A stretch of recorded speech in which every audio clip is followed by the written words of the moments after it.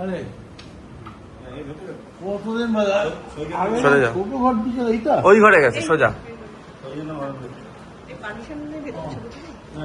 ঘরে আর কি আছে?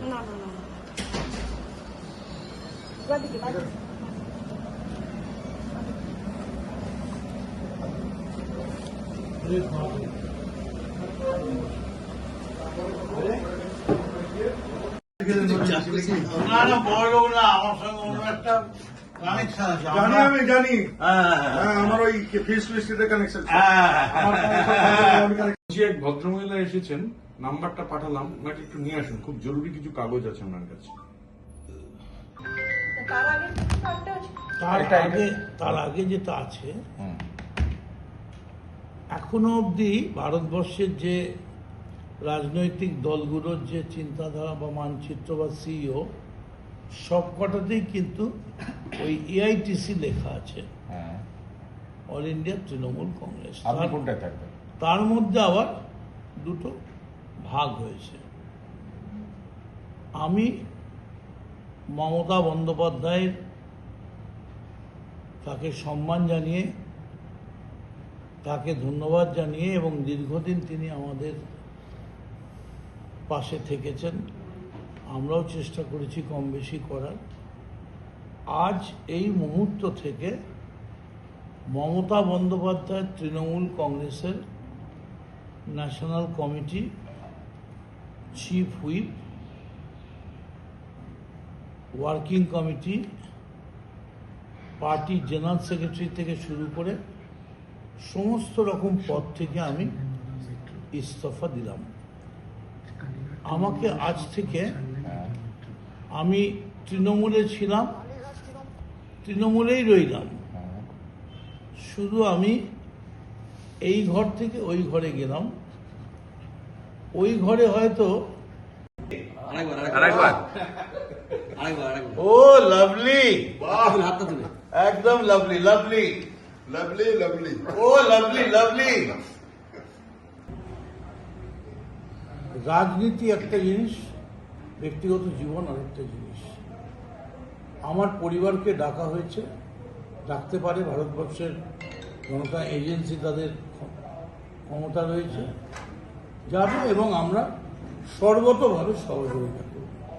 মানে আপনার পরিবারকে যে ডাকা হয়েছে, সেটা সেই বিষয়টাকে আপনি কিভাবে দেখছেন? পরিবারকে ডেকেছে, ভারতবর্ষের একটা এজেন্সি, আমার পরিবার যাবে, সমস্ত রকম সহযোগিতা করবে।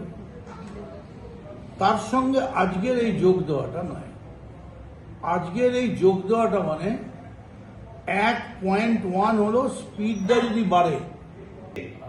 আরেকবার ও লাভলি, একদম লাভলি লাভলি লাভলি লাভলি। ও লাভলি লাভলি।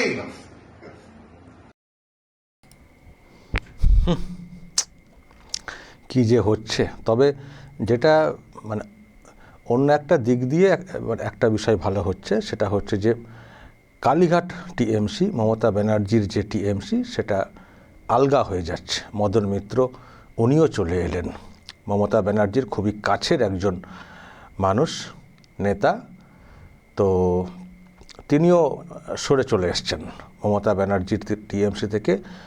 ঋত টিএমসি, যেটা এখন ইদানিংকালে শুরু হয়েছে, সেখানে চলে এসছেন। আজকে দেখলেন ঘর খুঁজে খুঁজে চলে গেছেন, কোথায় তারা বসে রয়েছেন সেখানে বসে সন্দীপন সাহা, ঋতব্রত ব্যানার্জি, আখরুজ্জামান তাদের সঙ্গে মিশে তাদের শিবিরে যোগদান করেছেন, সেটা স্বীকার করেছেন। এবং তাকে পেয়ে ঋতব্রত ব্যানার্জিরা তারাও একেবারে ও লাভলি বলে বেশ এনজয় করছেন। তো যাই হোক, যেটা বলছিলাম যে মমতা ব্যানার্জির পাশ থেকে আস্তে আস্তে সবাই সরে আসছেন। এখন একটা মানে প্রশ্ন তৈরি হয়ে গেছে, এরপর আর কে সরে আসবেন।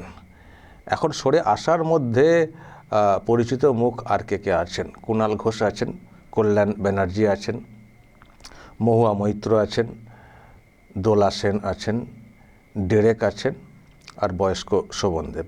আর সেরকম পরিচিত কেই বা, মানে পিসি ভাইপোর বাইরে এই কজন আছেন। কতজন ছিলেন, কত এমএলএ, কত এমপি, কত কি, আর আস্তে আস্তে সব ফাঁকা। মদন মিত্র সরে চলে এসছেন, ও লাভলি। তো এটা হওয়ারই ছিল। আমি আগেও বলেছিলাম যে টিএমসি যেভাবে চলছে, ক্ষমতা চলে গেলে এরা থাকবে না।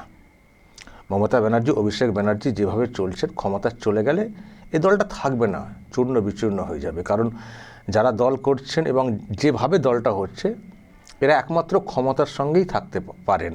এই সব লোকেরা ক্ষমতা চলে গেলে এরা কেউ থাকবেন না। আবার যেদিকে ক্ষমতা আছে বা কোনোভাবে বাঁচা যাবে সেদিকে সব ছুটবেন, আর কালীঘাট খালি হয়ে যাবে। তো তাই কিন্তু হচ্ছে, 2 মাস জাস্ট পরিবর্তন এসছে, তার মধ্যেই দেখুন কি হাল হয়ে গেছে গোটা টিএমসির, কালীঘাট টিএমসির, মানে মমতা ব্যানার্জি, অভিষেক ব্যানার্জির টিএমসির কি হাল হয়ে গেছে। যেমন কর্ম তেমন ফল।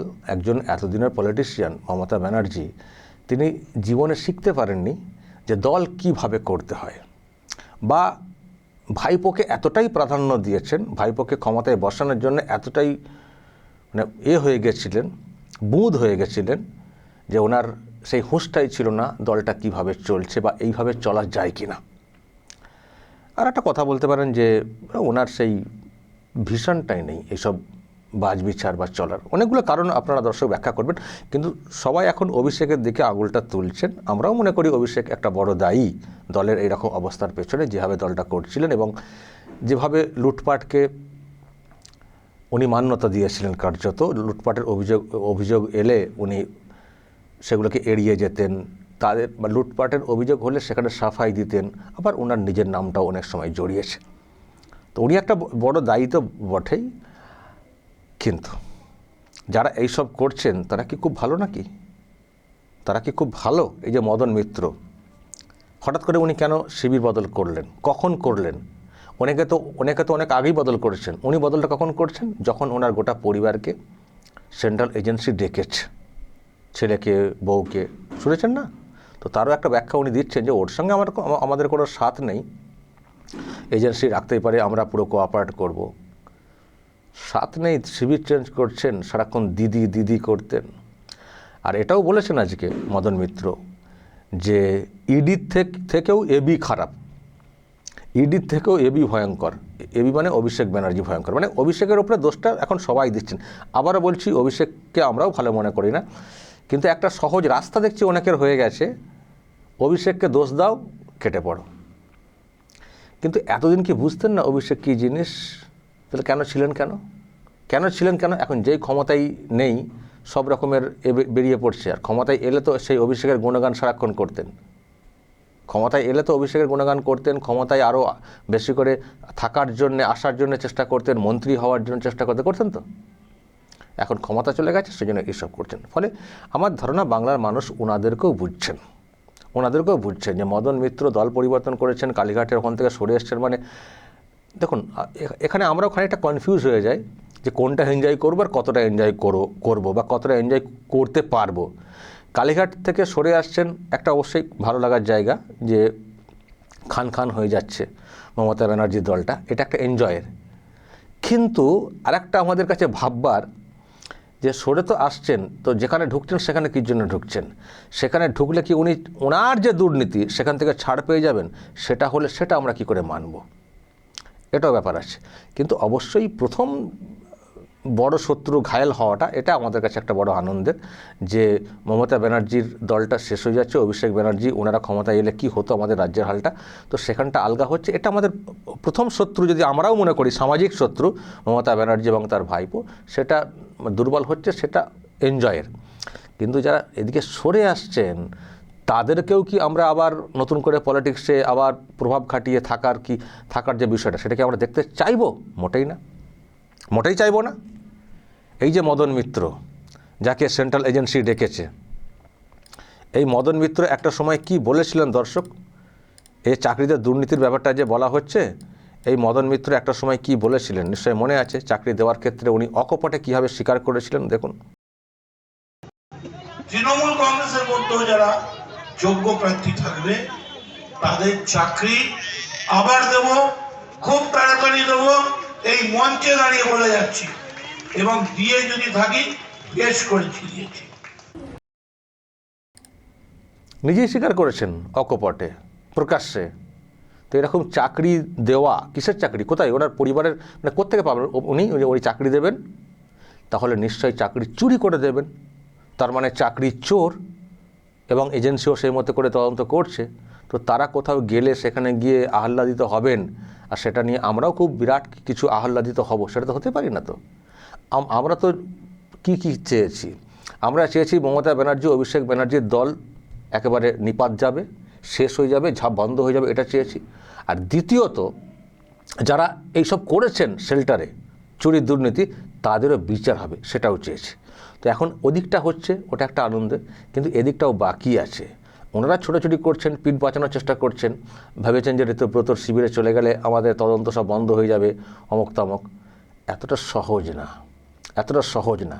হ্যাঁ, আমরা এটুকু বুঝছি, বিজেপির একটা পলিটিক্যাল কৌশল আমরা দেখতে পাচ্ছি, সেটা আমরা বুঝছি। বিজেপির একটা পলিটিক্যাল কৌশল আমরা দেখতে পাচ্ছি যে কালীঘাট টিএমসিটাকে প্রথম শেষ করো, প্রথম ঘায়েল করো কালীঘাট টিএমসিকে, মমতা ব্যানার্জি, অভিষেক ব্যানার্জিকে পুরো ছেটে দাও, তারপর বাকিটা দেখব। একসঙ্গে সব না, পার্ট বাই পার্ট। আগে মমতা ব্যানার্জি, অভিষেক ব্যানার্জিকে পুরো নিঃসঙ্গ করে দাও, পুরো ফিনিশ করে দাও, খতম করে দাও, ওটা হবে প্রথম কাজ। তারপর বাকিটা সেটা আমরা কোথাও দেখতে পাচ্ছি। ফলে ওই কাজটা এখন হচ্ছে। এখন আস্তে আস্তে লোকজন সব সরে চলে আসছেন। বিজেপি যে সরে টেনে আনছে সেটা আমি বলবো না, মানে এমন সিচুয়েশান তৈরি করে দিয়েছে বিজেপি, এবং ওনারা নিজেরাও এত দুর্নীতিগ্রস্ত, ও নিজেদেরও তাগিদ আছে না পিঠ বাঁচানোর, পিঠ বাঁচানোর। তৃণমূল কংগ্রেস যেটা বলার চেষ্টা করছে, আমি আজকেও দেখছিলাম মমতা ব্যানার্জি বলেছেন যে পুলিশকে দিয়ে চাপ দেওয়া হচ্ছে। পুলিশকে দিয়ে চাপ দিতে হবে কেন? যে দুর্নীতি যা হয়েছে এমনি সব চাপে ছটফট করছেন, কোথায় গেলে বাঁচবো। ওনাদের ধারণা হয়ে গেছে ঋতব্রত শিবিরে গেলে বেঁচে যাব। আর বিজেপি এদিকটা আমার মনে হয় খানিকটা আলগা দিয়েছে, যেটা আমরা কোথাও বুঝছি।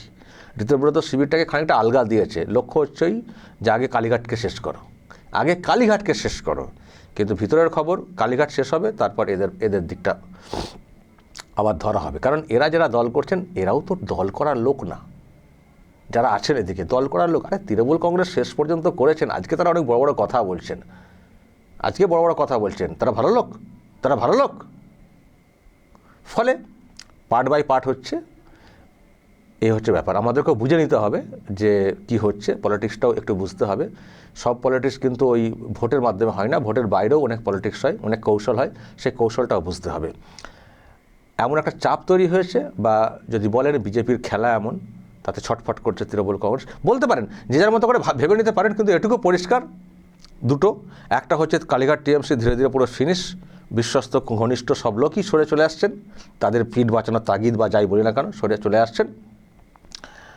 আর এদিকে বিজেপিরও যারা বক্তব্য শুনছি, যা হচ্ছে হোক, দেখছি, এনজয় করছি, শেষ দেখা তো আমরাই দেখব।